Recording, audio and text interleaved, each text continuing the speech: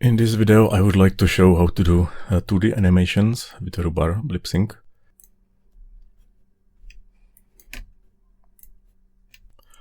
So here I have prepared some images of the mouth clues.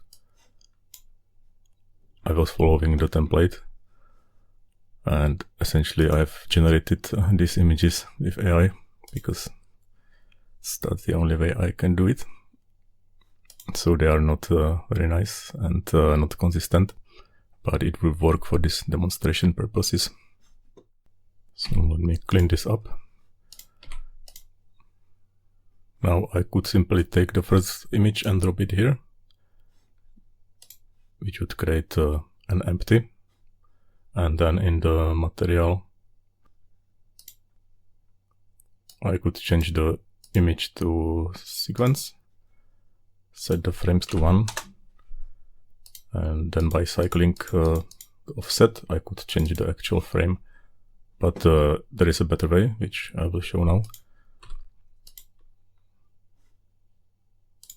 So back in the layout, I will create image and mesh plane. And again, I will select the first frame. And it's important to tick this detect image sequences. And here it is also possible to get some better shader, the material generated by Blender. That way we will get basically some unlit shader created for us. So let me import material preview. So now in the shading, you can see there were some nodes created, the image texture, and again we have to send, okay, it's image sequence already and the frame is 1, and if I cycle the offset it works. But this time we actually have a mesh, a quad. So let me create some head-ish sphere.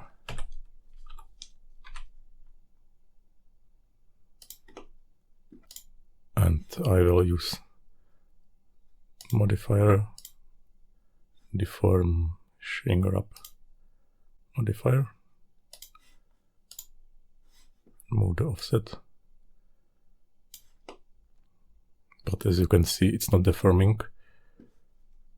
So I can go to edit mode and subdivide. That's the benefit of having a mesh object instead of just empty.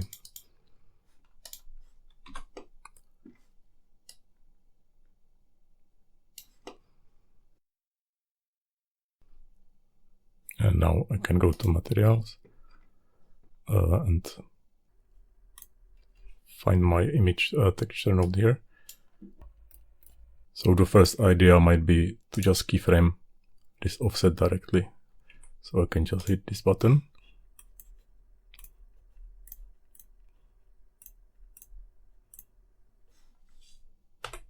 But now if we go to the add-on mapping, I will initialize the mapping on the mesh. You can see there is nothing shown in the list. I have to disable the only valid actions filter, and now it shows up, but it's a not valid action. This type of action is actually not supported directly by the add-on because it's not object action, neither shape key action. It's actually material or shader action. I can show you here. If I change to file, action, you can see the action here. But if you go to action editor view, the action is not here. So instead we will use a simple trick. There are more ways how to solve it, but I prefer to use a custom property. So let me delete this one. Now I go to object. It's important to create the custom property on the object tab, not on other place like data. Custom property, new, and I call it my frame, and it's integer, and we have 9 frames, so it's going from 0 to 8. And now the idea is to animate this property, but let the driver actually change the material property when this one is changed. So in Blender we can right click, copy as new driver, then go to material, offset, paste driver. So now the offset field value is driven by this object property. So if I change this custom property now, you can see it's changing the material property as well. They are now in sync. But the difference is now I can just insert keyframe, and this has created a common object action here, which we can then use in the mapping. So if I go here, still there is nothing found, because I also have to disable the shape keys only filter. And now we can see the action here. So one approach could be to create one action for each mouth cue, like one action for A, another for B. But there is also an easier way. I will just start on first frame with the value 0, and then go to frame 9 and put the 8 and keyframe. So now if I check the curve, you can see at the frame 1 the value is 0, or if you check the last keyframe, but at frame 9 the value is 8. This is essentially like a sprite sheet, but in time dimension. So I will rename this to frames, and we will use the very same action in all the mapping fields. And we are going to use this custom frame range. By default it's the full action range. We'll use custom one, and count is just one frame.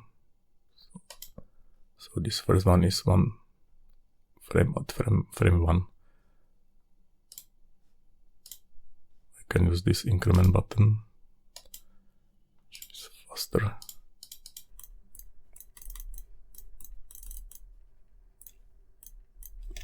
Or I can just type the value in if it's too many clicks. Okay, 8, 9, 1, 2, 3, 4, 5, 6, 8, 9. So now we have the A, B, C. You get the point. So let me create some sound capture so we can bake something.